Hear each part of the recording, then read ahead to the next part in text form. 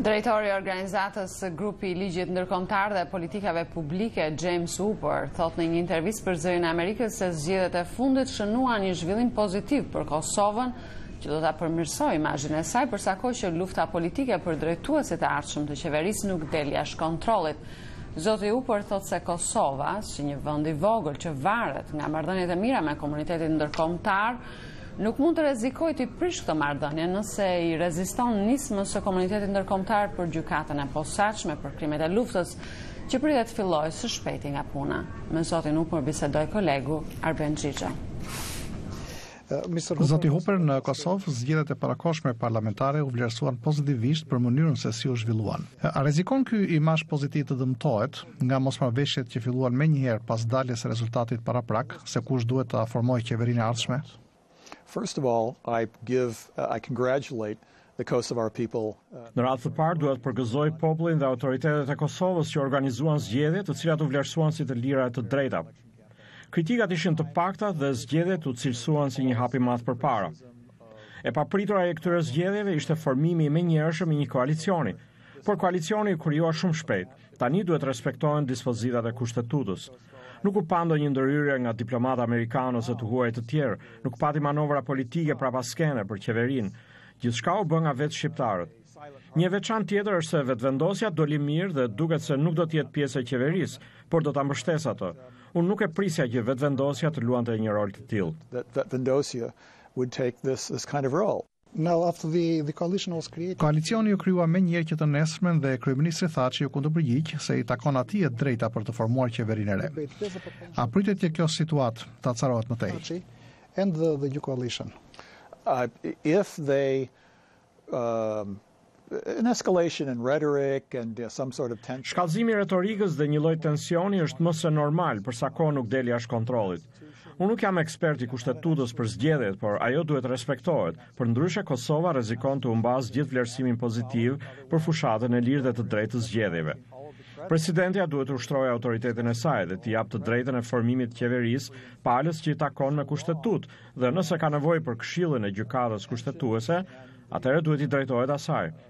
Mendoj se kjo është një ditë e re për Kosovën. Është shumë pozitive dhe do ta përmirësojë imazhin e saj, për sa kohë që tensionet dhe lufta politike se kush do ta marrë mandatin nuk del jashtë kontrollit.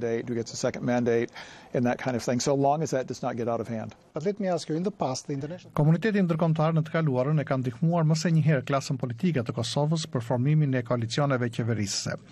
A mendoni se ka ardhur koha që komuniteti ndërkombëtar të ketë një rol më pasiv dhe t'i lërë në një farë mënyrë politikanët vendas të mësojnë nga gabimet e tyre? Do their own mistakes. The Kosovars have graduated. They don't need training. Kosovarët janë të aftë vetë dhe nuk kanë nevojë të mëtejshme për një ndihmë të tillë. Demokracia atje është më e pjekur. Mënyra si u zhvillua fushata zgjedhore dhe shpejtësia me të cilën u formua koalicioni flet për një nivel pjekurie demokratike që është mbreslënës. Shtetet e Bashkuara dhe Evropa duhet i lënë udhëheqësit e Kosovës të vendosin dhe ta drejtojnë vetë procesin. Really up to them. They've shown they're prepared for it. Let them take the lead. Kosovo politicians Pak përpara zgjedhjeve, udhëheqësit e Kosovës ndonse me hezitim miratuan ligjin për krijimin e gjykatës së posaçme për akuzat për krime lufte. A mendoni se kjo gjykatë do ta trondisë skenën politike të Kosovës kur të fillojnë hetimet? So now, it's going to shake the political life in Kosovo. As long as the Kosovars comply with Për sa kohë që kosovarët respektojnë përfundimet e hetimeve dhe ata që paditen shkojnë para gjykatës, nuk mendoj se domosdoshmërisht do të tronditet vendi. Rreziku do të lindë nëse ndonjë figurë politike e akuzuar do të përpiqet të mbrohet me flamurin e patriotizmit dhe të shmanget gjykatës. Kosova është një vend i vogël që varet nga marrëdhëniet e mira me komunitetin ndërkombëtar dhe nuk mund të rrezikojë të prish ato duke rezistuar kësaj nisme të komunitetit ndërkombëtar.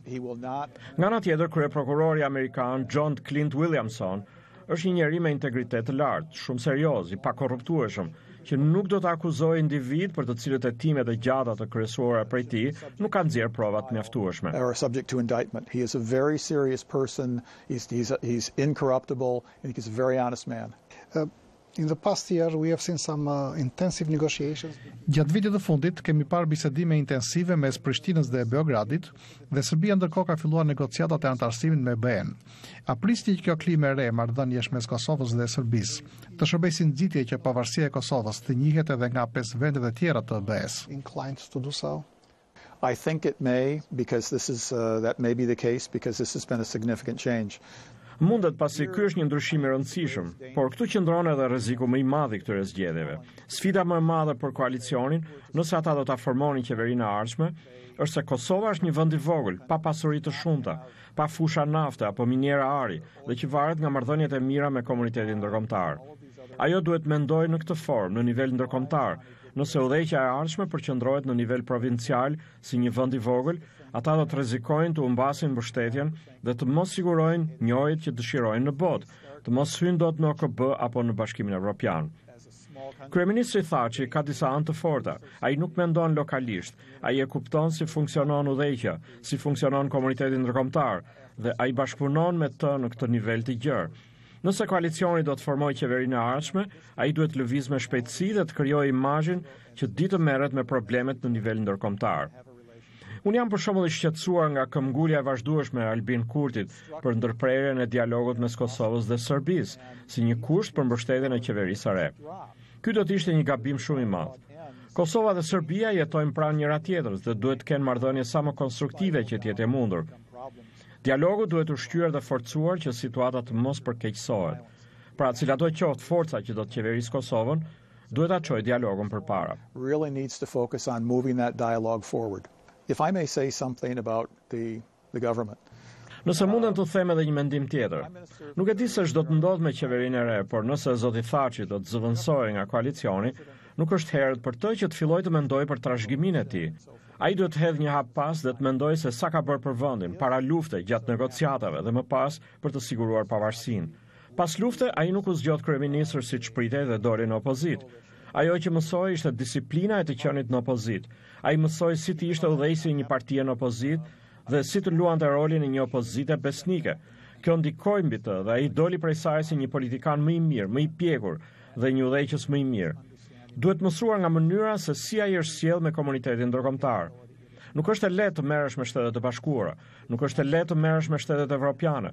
Është një veprimtari e përhershme manovrimesh dhe balancash, dhe kushdo që do të vijë në pushtet, kushdo që do ta zëvendësojë, nëse do të zëvendësohet, do ta provojë se sa e vështirë është kjo. Difficult that is in these days. Recently, you have been dealing more with Syria. Kohët e fundit, ju jeni përfshirë në konfliktin në Siri. Sipas njoftimeve të shtypit, në Siri ka një numër personash me kombësi shqiptare që luftojnë për krah forcave ekstremiste. A ka vend për shqetësim? Forces in Syria. Is there something to be concerned? It is something to be concerned for Kosovo. Po, ka vend për shqetësim, si për Kosovën, për Shqipërinë apo për Maqedoninë. Nuk e di konkretisht nga janë ata, besoj se shumica janë nga Shqipëria, por rreth 30-40 janë nga Kosova. Ata nuk përbëjnë ndonjë rrezik për Sirinë dhe nuk kanë ndonjë ndikim për rezultatin e luftës atje. Por rreziku është kur të kthehen në vendin e tyre, pasi do të jenë të radikalizuar, do të jenë njohës të mirë të armëve. Në të kaluarën nuk ka patur terrorizëm të brendshëm në Kosovë dhe nëse një terrorizëm i tillë i brendshëm do të lindte tani, ai do të minonte emrin e mirë dhe përparimet e Kosovës. To develop this kind of homegrown terrorism and it would come back. 10-15 years ago. Gjatë luftës në Kosovë, ju keni punuar nga afër me lëvizjen e rezistencës atje dhe sot ju po punoni me opozitën siriane. A shihni paralelizma? Do you see any parallels between both cases? I know that the Syrians, the opposition. Opozita siriane të moderuarit po shqyrtojnë mundësi se si të krijojnë sisteme paralele në disa qytete, si për shembull në arsim. Kosova e ka bërë këtë. Ka një numër personash në Kosovë që dinë si të ngresh një sektor paralel, arsimor ose shëndetësor, dhe opozita e moderuar siriane, jo xhihadistët, mund të mësojnë nga Kosova. Shpresoj të gjenden forma për t'i vendosur këtë lidhje. Do t'ishte shumë përfituese nëse Kosova do t'ja kalonte këtë njohuri opozitës siriane në vend të eksportimit të terroristëve të mundshëm. Ka shumë mësime që mund të shërbejnë të tjerëve nga përvoja e Kosovës. And jihadis into Syria and Iraq. Okay, thank you. Thank you.